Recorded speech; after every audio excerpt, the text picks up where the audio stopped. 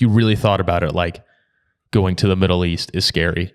Being in an environment where you're like one of the only gringos and you're in a Jeep driving around in the desert and you're like, wow, like if you overthought about where you're driving around and what could happen, you would be chronically anxious. Like there would be no way that you could operate. So you just got to learn to like sit in those moments and be like, well, hey, I mean, it always could be worse, like we're here in the desert doing some dumb army work, but man, it could be worse, but I can't wait to get home. Like there's ways that coping happens, you know, and like those bonds, it's almost like trauma bonding where like you have very tight relationships because it's so extreme, and you have really tightness with that group of people. So I think what makes that hard is like that's a hard thing to replicate outside of those environments, I think sports teams do it very well, obviously at every level.